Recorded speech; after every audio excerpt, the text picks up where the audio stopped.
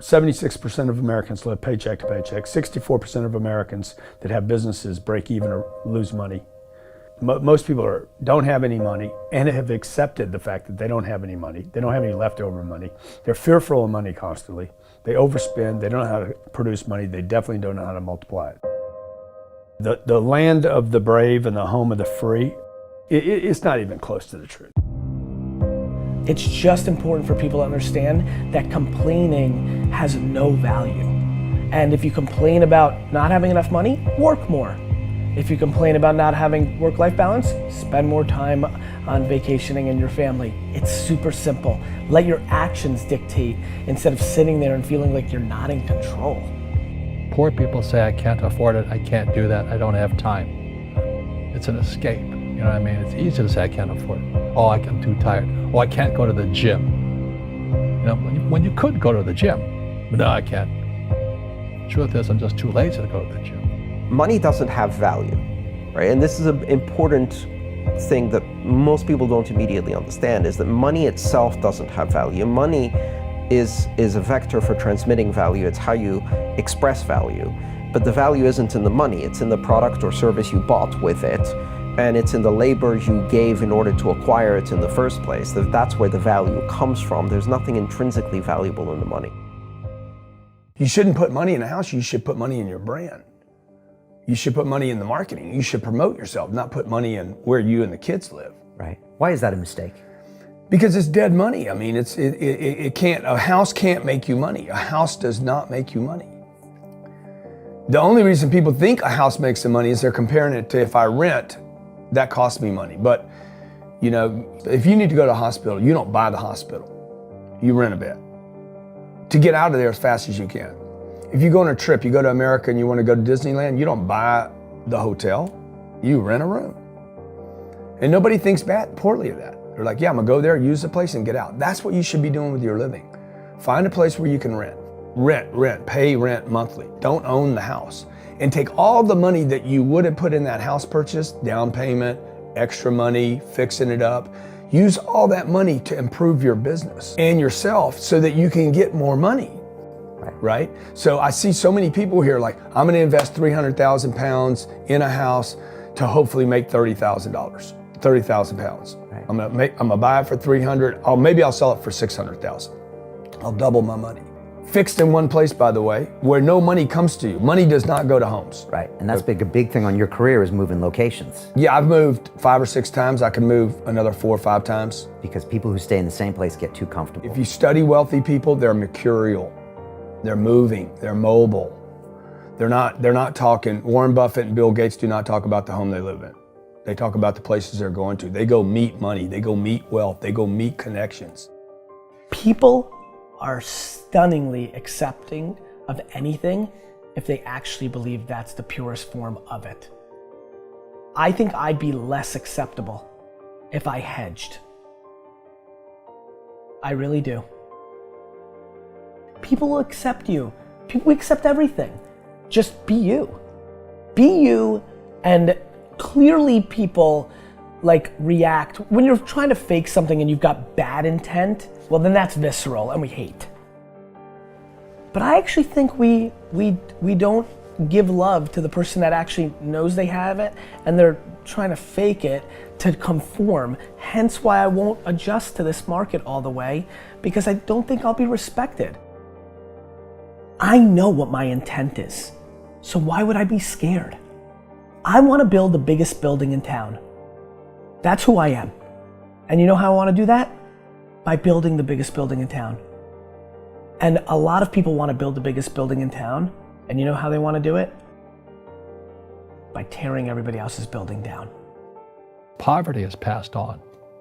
It's taught in your families. And middle class is taught in families. And so the people right now who are sitting at home, who are struggling financially or worried about money or unhappy, they may be making a lot of money, but unhappy with what they're doing, it was probably taught to you. You know, your super ego was taught, get a job, work hard, or you'll never be rich, or the rich are evil, or whatever. And until you change your mindset, Correct. Money won't help you, right? Correct. And we see that with people that win the lottery, people that make more money, they still have the same problem. Right. Because they have that poor man's soul. Right. If you're poor, you'll always be poor. That's really hard for people to Yeah, understand. the money will disappear that fast. Just like most pro athletes, they make millions of dollars, and 65% are bankrupt 5 years later. It's because they come from poor families. Now you tell them that, they get very angry at you. It's the rich fault. It's you guys ripped me off and government ripped me off. But unfortunately, what Mr. Lipton was saying, it's passed down genetically. That's the frightening thing. And it's interesting when you commit to something, little gifts just start automatically showing up. It's a phenomenal thing. It's happened my whole career. When I fully commit, somebody will bring me something. Okay. And then keep your eyes open. And by the way, the package may come wrapped in a package you weren't thinking about. Hard work. Or like a voice, or like a person, or maybe from a different direction than you thought, or an offering where you're like, you read something about this and that's not the thing. Like all throughout my career, it's come in weird kind of ways. If you ask for help and somebody shows up at the door, maybe invite them in. Okay. Regardless of what the packaging is or what you've heard about it or whatever. That's really been beneficial to me. Okay. How old are you?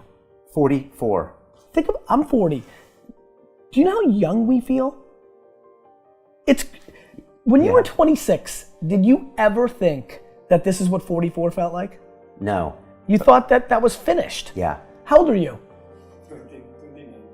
Like, you think a 40-year-old, like, when I was 25 years old, I thought a 40-year-old was finished. I don't even feel like I'm starting.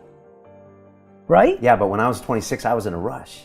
I understand. And all of those guys and girls on the streets last night, when you say that to them, like their face kind of goes blank, because all the stuff they watch, MTV, music videos, it's all about the bling now and the this now and the this now. And MTV's tamed. You start following people on Instagram and it's a disaster. They're all pushing it's all about champagne and private planes and you can get it too and just sign up for my course. And everybody's falling for it. So I'm coming out and first of all, I want to be historically correct. Nobody in 100 years is going to watch that video and say that I was full of crap. I like that. Right? Number two, I want my legend to grow. I'm always fascinated by politicians and world figures. Like Winston Churchill, his brain continues to grow. Yeah. Right? I want that. When I'm dead, I want to be in the ground at peace knowing my legend's growing. I want that. I want that in the business world. And so I'm giving real advice, and real advice looks like this. When you're 19 and you can spend 7 full years learning your craft, meeting people that are mentors, being patient, and you wake up and you're 26 years old, you have your entire life in front of you and you've done great foundational work to go on and then be successful.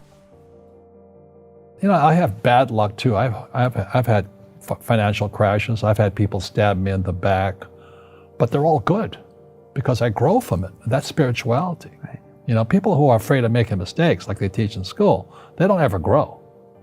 Because spirituality is there's good and there's bad, there's right and there's wrong, there's up and there's down. Most people only want to be right. They only want to be positive.